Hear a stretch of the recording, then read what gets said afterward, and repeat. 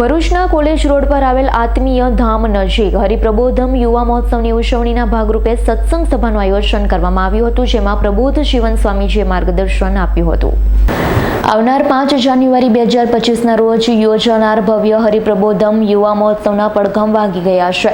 હરિપ્રબોધમ યુવા મહોત્સવની પૂર્વ તૈયારીના ભાગરૂપે પરમ પૂજ્ય હરિપ્રસાદ સ્વામીજીના ઉત્તરાધિકારી પરમ પૂજ્ય પ્રબોધ જીવન સ્વામી દર્શનદાદા આપવા તારીખ 16, 17 એમ 2 દિવસ ભરૂચ અંકલેશ્વર શહેરના મહેમાન બન્યા, જે સંદર્ભે ભરૂચ ખાતે સમાજના આગેવાન, ડોક્ટર, એડવોકેટ, બિલ્ડર, બિઝનેસમેન જેવા સમાજ સેવકોની ભવ્ય સભાનું આયોજન પરમ પૂજ્ય પ્રબોધ જીવનના સાનિધ્યમાં કરવામાં આવ્યું.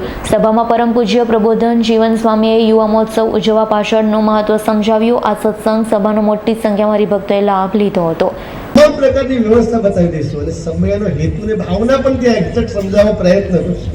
અને એનાથી ઇમ્પોર્ટન્ટ વસ્તુ કે આપના સજેશન્સ ત્યાં લઈશું કે આ વ્યવસ્થામાં વધારે સારી વ્યવસ્થા કરવા માટે આજે ભક્તિના અર્ઘ્યની વાત છે ને, એ ભક્તિનો અર્ઘ્ય વિશેષ પ્રકારે આપણા તરફથી તે અનુભૂતિ આપ નર્મદાને તટ પરનો છે.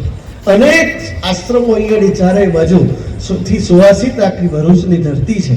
એ ધરતીના સંસ્કારો તમે જે કંઈ પ્રાપ્ત કર્યા હોય તો ભક્તિના તમે જે કંઈ સારા સૂચન કરશો એ 100% એડ કરીને આપણે સમય હમણાં દુષ્યંતભાઈ કહેતા હતા સ્વામીજીને કે અત્યાર સુધીમાં ના થયેલો હોય એવો સર્વશ્રેષ્ઠ સમય અહીંયા કરવો છે અને નિમિત્ત બનવાનું સદભાગ્ય મેં બધા જ મુક્તોને થાય તો આપણા બધા જ પ્રતિ દુષ્યંતભાઈ આપણા સ્વામીજીના આશીર્વાદ લીધા છે. અને ગઈકાલે જેમ અંકલેશ્વર હતા અને સિંગવતોડે પેલા ભગતે કીધું કે આ તો કડવો સરગવો છે કે ના ભગત ગઈકાલે શાક બનાવ્યું હતું, આ સરગવો તો મીઠો છે. એ કડવા સરગવાને બી મીઠો સરગવો કર્યો, એ સળેલી બોરને સારા બોર આપતા કર્યો. આ પુરુષો એવા છે કે આપણા હૃદયની અંદર એક સરદાર છે, એક જવાહર છે. સ્વામી કે તમારે કોને ડેવલપ કરવો છે, તમારે નક્કી કરવાનું. તમારે સરદાર બનવું છે કે જવાહર બનવું છે. સ્વામીજી એક સ્વામી ખુલ્લામાં દિલ્હીમાં સ્વામી કે બોલું છું કે 4ને ઉપર પહોંચાડી દીધા જવાહરે. સ્વામી કે સરદાર હોત તો ભારત જુદું હોત. તો આપણા જીવનમાં એવો યુવક, સરદાર જેવો યુવક બને, યુવાન સંગઠિત થાય, ધર્મ ને જાતિથી ઉપર રાષ્ટ્રની સેવા કરે, મા બાપની સેવા કરે અને પોતે જેમ કહ્યું એમ આપણા દીકરાઓને ગીતા, રામાયણ, મહાભારત, શિક્ષાપત્રી કોઈને 5 શ્લોક બોલવાનું કે ના આવડે, પણ બ્રાઝિલ યુનિવર્સિટીમાં એક યુનિવર્સિટી એવી છે કે જેને કુરાન મોડે આવડતું હોય ને તેને જ એડમિશન મળે. દર વર્ષે 20,000 મુસ્લિમ યુવકો એમાં એડમિશન લે છે જેને કુરાન મોડે આવડતું હોય છે.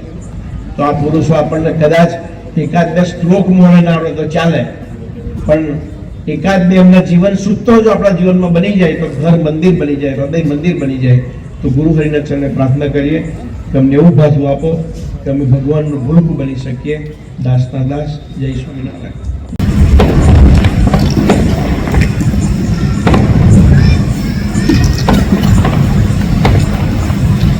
હોસ્પિટલમાં સમાજની સેવા થાય. અમે જોઈએ છીએ બધું હોસ્પિટલમાં સમાજની સેવા થતી હશે ને.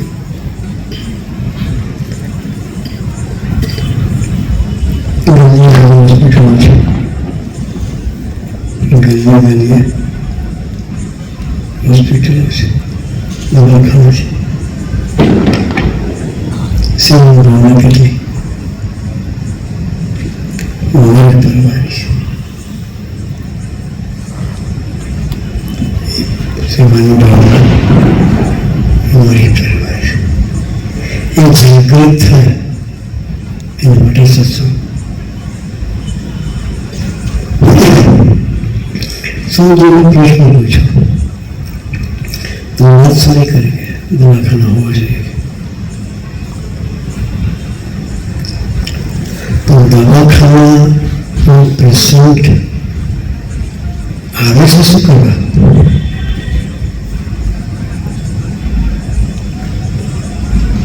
જો બીમાર થાય છે બીમારી આવવાનું કારણ શું છે? બીમાર થાય તો દવાખાના જવું પડે. કારણ શું છે? સવાલ પ્રશ્ન પૂછો. તે સવાલ કહેવાય કે સમજો તમે દવાખાનું બનાવો, સ્વામી સેવા કરો. સવાલ પ્રશ્ન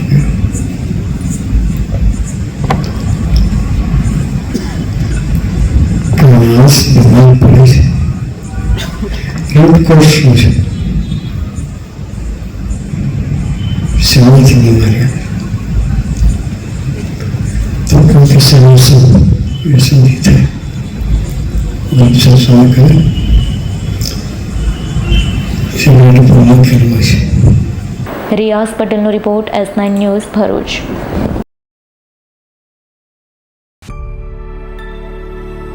અમારી તમામ માહિતીથી અપડેટ રહેવા માટે જોડાયેલા રહો S9 ન્યૂઝ સાથે.